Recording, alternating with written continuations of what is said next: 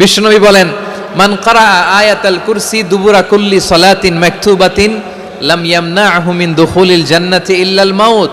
প্রত্যেক ফরজ নামাজের পরে যে আয়াতুল কুরসি পড়বে তার জান্নাতে যাওয়ার ক্ষেত্রে আর কোনো বাধা থাকে না, একটা জিনিস ছাড়া, সেটা হচ্ছে মৃত্যু, মরণ। লোকটা মরে না তাই জান্নাতে যায় না, মরলেই জান্নাতি।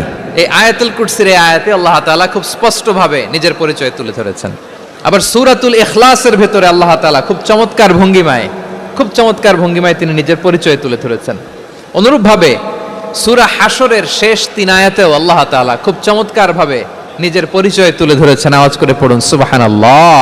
সূরা হাশরের শেষ 3 আয়াতের একটা বিশেষ ফজিলত আছে, এটা আপনারা পড়বেন। কি ফজিলত? বিষ্ণু ঈসা ইসলাম বলেন, মান ক্বালা হিনা ইউসবিহু সালাসা মাররাতিন আউযু বিল্লাহিস সামিউল আলিম মিনাশ শাইতানির রাজীম সুম্মা ক্বারা সালাসা আয়াতিন মিন আখিরি সূরাতিল হাশরি ওয়াক্কালাল্লাহু বিহি ৭০,০০০ মালাকিন ইউসাল্লুনা আলাইহি ওয়া ইন মাতা ফি যালিকাল ইয়াউমি মাতা শাহীদান। বিশ্বনবী মুহাম্মদুর রাসূলুল্লাহ সাল্লাল্লাহু আলাইহি ওয়াসাল্লাম ইরশাদ করেন, যে ব্যক্তি সকালবেলা 3 বার তেলাওয়াত করবে আউযু বিল্লাহিস সামিউল আলিম মিনাশ শাইতানির রাজীম, এরপরে সূরা হাশরের শেষ 3টি আয়াত তেলাওয়াত করবে, রব্বুল আলামিন ওই ব্যক্তির জন্য ৭০,০০০ ফেরেশতা নিয়োগ দিবেন যারা সারা দিন ওই লোকের জন্য মাগফিরাতের দোয়া করবে। শুধু এখানেই শেষ নয়, বিশ্বনবী ফরমান, ওয়া ইন মাতা ফি যালিকাল ইয়াউমি মাতা শাহীদান, ওই দিন যদি ওই ব্যক্তিটা ইন্তেকাল করে সে শহীদ হয়ে কিয়ামতের দিন আল্লাহর সামনে দাঁড়াবে। সকালবেলা যদি পড়েন 3 বার আউযু বিল্লাহিস সামিউল আলিম মিনাশ শাইতানির রাজীম 3 বার পড়ে সূরা হাশরের শেষ 3 আয়াত যদি তেলাওয়াত করেন, তাহলে আপনার জন্য আল্লাহ তাআলা ৭০,০০০ ফেরেশতা নিয়োগ করবে। সারা দিন তারা আপনার জন্য মাগফিরাতের দোয়া করবে, আর ওই দিন ইন্তেকাল করলে আল্লাহ তাআলা শহীদ হিসেবে আপনাকে কিয়ামতের দিন দাঁড় করাবে। সুবহানাল্লাহ, এত আস্তে। আবার সন্ধ্যাবেলায় যদি পড়েন, সারা রাতের জন্য ৭০,০০০ ফেরেশতা মাগফিরাতের দোয়া করবে। ওই রাতে মারা গেলে শাহাদাতের মৃত্যু নসিব হয়ে যাবে। এজন্য এই দোয়াটা পড়ার দরকার আছে না নাই? আযকারুস সাবাহি ওয়াল মাসা, সকাল সন্ধ্যার যে জিকির, এই জিকিরের অন্তর্ভুক্ত করে নেবেন এই ওয়াজিফাটা। যে হাদিসটা বর্ণনা করলাম সুনানে তিরমিজির হাদিস, যদিও হাদিসটা সনদের দিক থেকে দাঈফ, কিন্তু মুহাদ্দিসিনে ইকরাম বলেছেন যেহেতু এটা ফাজাইলুল আমালের হাদিস, এটা পড়ার ক্ষেত্রে কোনো নিষেধাজ্ঞা নাই, এটা পড়া যাবে। সো সকাল সন্ধ্যা যদি সুযোগ হয় এই ওয়াজিফাটা যেন আমরা পড়ি। আল্লাহ বললেন, আমার অনেক সুন্দর সুন্দর নাম আছে, অনেকগুলো গুণবাচক সুন্দরতম নাম আছে, তোমরা এই নামগুলো ধরে আমি আল্লাহরে ডাকো, আর যারা আমি আল্লাহর নামের বিকৃতি ঘটায় তাদেরকে তোমরা বর্জন করো, আর তারা দুনিয়াতে যা করেছে আখিরাতের ফল তারা ঠিকই পাবে। সুবহানাল্লাহ বলেন। আল্লাহর অনেক সুন্দর সুন্দর নাম আছে, এগুলো ধরে ডাকতে বলা হয়েছে, আর যারা আল্লাহর নামের বিকৃতি করে তাদেরকে বর্জন করতে বলা হয়েছে। আপনি আল্লাহর নামের জিকির যখন করবেন, আপনি আমার আল্লাহর নামের বিকৃতি করতে পারবেন? বারোয়াখালীর ভাইরা বুঝে থাকলে আওয়াজ দেন, আল্লাহর নামের বিকৃতি করা যাবে? আপনি যখন জিকির করবেন স্পষ্ট শব্দে আল্লাহর নামটা বোঝা যেতে হবে। সুবহানাল্লাহ ওয়ালহামদুলিল্লাহ লা ইলাহা ইল্লাল্লাহ আল্লাহু আকবার, একসাথে মিলিয়ে করেন অথবা আলাদা আলাদা করেন, অথবা শুধু আল্লাহ আল্লাহ এই নামের জিকিরও যদি করেন স্পষ্ট বোঝা যাইতে হবে। আল্লাহর নামের বিকৃতি করা যাবে, কিন্তু আল্লাহর নামের বিকৃতি করে জিকির এদেশে আছে না নাই? আছে। দেখবেন জিকিরের মধ্যে হুই হুই হুই হুই হুই এরকম করতেছে, আছে না নাই? সবাই মিলে লাফাচ্ছে, দফাচ্ছে, মাথা ঝুলাচ্ছে, আর কি কি যেন বলে, ওইটার মধ্যে আমি আল্লাহর নাম খুঁজে পাই না, এরকম আছে না নাই? হ্যাঁ, হই হই করে কিম্ভূত কিমাকার অদ্ভুত আওয়াজ করে তারা জিকির করে, সেখানে আল্লাহর নাম নাই। এই জিকির আল্লাহর কাছে গ্রহণযোগ্য হবে? আল্লাহ বলেন, ওয়াযারুল্লাযীনা ইউলহিদুনা ফি আসমাইহি, খবরদার আমার নামের যারা বিকৃতি ঘটায় তাদেরকে তোমরা বর্জন করো। এজন্য জিকির যখন করব সুস্পষ্টভাবে আল্লাহ তাআলার নাম সেখানে থাকতে হবে, ঠিক কিনা বলেন? আবার আল্লাহ বলেন, যেমন মনে চায় তেমন জিকির তোমরা করো না, ফাযকুরুল্লাহা কামা আল্লামাকুম মা লাম তাকুনু তা'লামুন। তোমরা জানতে না, আল্লাহ তোমাদের জানিয়েছেন কেমন করে আল্লাহর নামের জিকির করতে হয়, যেমন আল্লাহ শিখিয়েছেন তেমন করে আল্লাহরে ডাকো। ঠিক কিনা বলেন? আল্লাহ তাআলা যেমন শিখিয়েছেন তেমন ভাবে আল্লাহ তাআলাকে ডাকতে হবে, ঠিক ওই পদ্ধতিতে আল্লাহ তাআলার নাম জপতে হবে। কোন পদ্ধতিতে সেটাও আল্লাহ বলে দিচ্ছেন।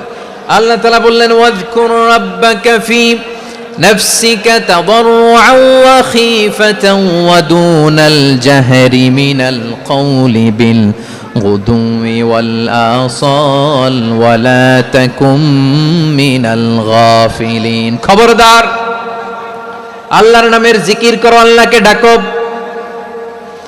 ফি নাফসিকা, মনে মনে, তাদাররুআন, সবিনয়ে, খীফাতান, ভীত বিহবল চিত্তে, দুনাল জাহারি মিনাল কওল, অনুচ্চ স্বরে অনুচ্চ আওয়াজে। এভাবে আল্লাহর ডাকলে সেই ডাকা কবুল করে নিবে কে?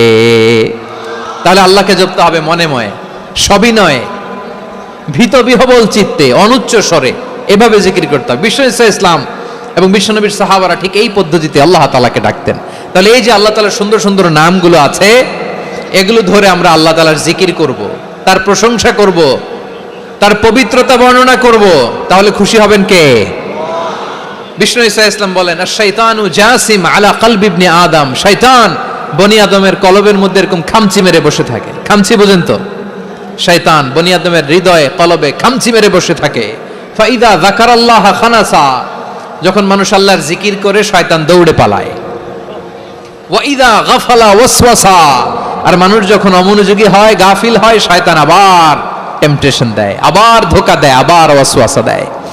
এজন্য বিশ্বনবী বলতেন, লা ইয়াজালু লিসানুকা রাতবান মিন যিকরিল্লাহ, সব সময়, প্রতি মুহূর্তে, সর্বক্ষণে তোমার জিহ্বাটা আল্লাহর জিকির দিয়ে ভিজা রাখবা, আল্লাহর জিকির দিয়ে সিক্ত রাখবা, তাহলে কবুল করবে কে?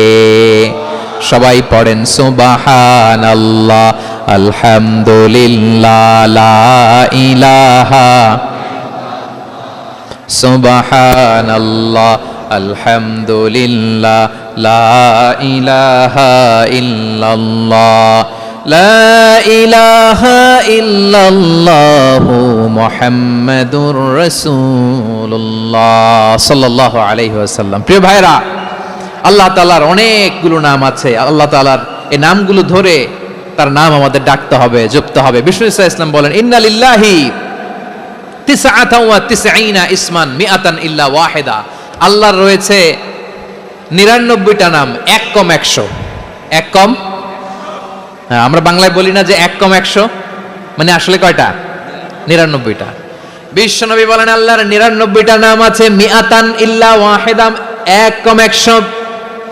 মান আহসাহা দাখালাল জান্নাহ, যে ব্যক্তি 99 নাম মুখস্থ করে তার সিনার ভেতরে রাখবে, আল্লাহ তাআলা তাকে জান্নাত দিয়ে ধন্য করে দেবে। এবার বলেন, আল্লাহর নামগুলো জানার দরকার আছে না নাই? হ্যাঁ, এই নামগুলো আমরা জপব, মুখস্থ করব। এই নামগুলো আগে আয়ত্ত করতে হবে। এই নামের যে অর্থ সেটা অনুধাবন করতে হবে। এই নামের যে দাবি সেটা মানতে হবে।